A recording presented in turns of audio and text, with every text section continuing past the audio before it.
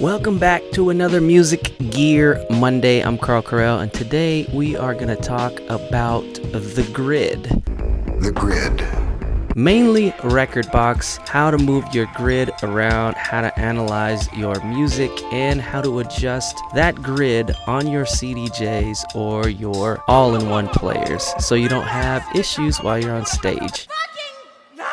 Anyway, we're going to get into it. All right, as you can see, we are in Rekordbox. I have a track loaded up. This track right here is already analyzed. Each 4 count is a bar, so these thick white lines here are bars. So typically when you analyze a track, these bars are going to be on the transients. That's kind of how these grid systems work. And to analyze, for example, this song here, if I were to right click it and go to analyze track, analysis settings are what's going to pop up. And you could see what's checked is BPM and grid. It's going to ask you what BPM range you typically want. And this all depends on the style of music you play. But you can also analyze your music to be in halftime or double time. So if you want any of these tracks that are 70 to be analyzed in double time, they would be in the 140 BPM range. So that's something to think about as well. You know, a lot of drum and bass can be in that like 80 BPM double time, which would be like 160, and kind of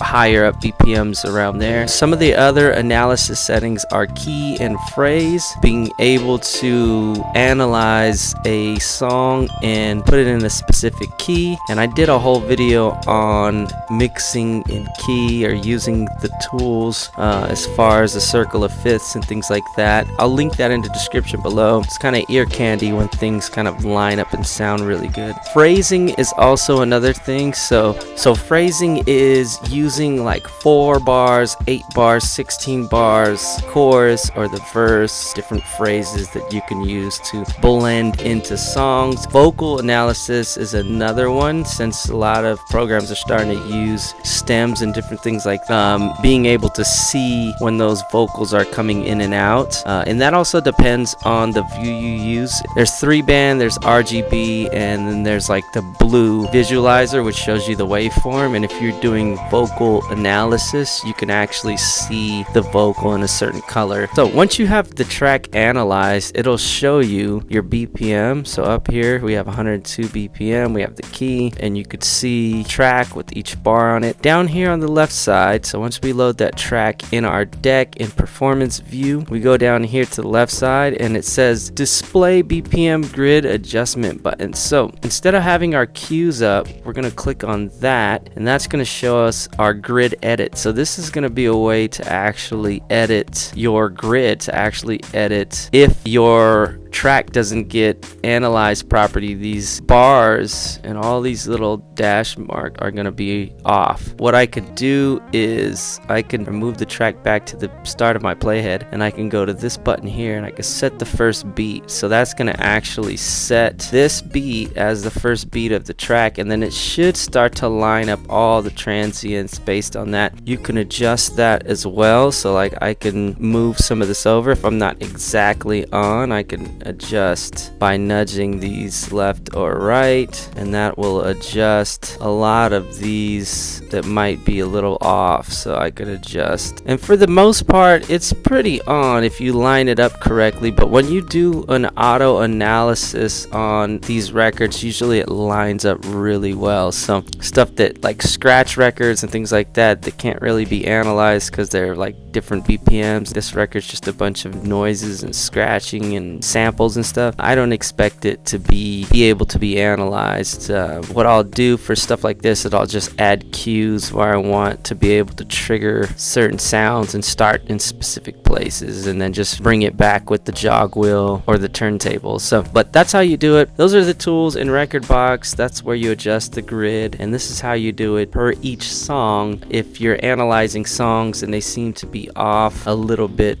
this is how you fix it, and this is how you adjust so that your sets don't go crazy. Alright, real quick, what we're looking at here is an RX3, but it's similar setup as far as CDJs in adjusting your grid on the fly. Right now, our grid is kind of on transient, which normally if you analyze a track, that's what it's going to be. If you want to adjust that, what you need to do, and right now I'm pretty zoomed in right now to the furthest you can go, but if I want to adjust that grid, what I do is push down on this little encoder, and that's going to allow me, you see you got the big red grid markers now, I can move that.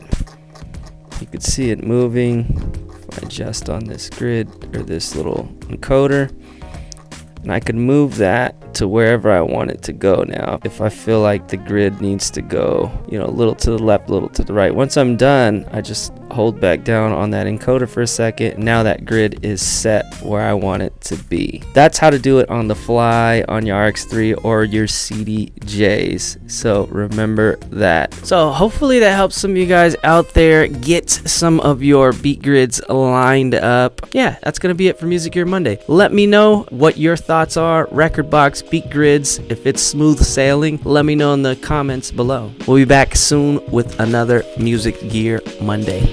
Peace.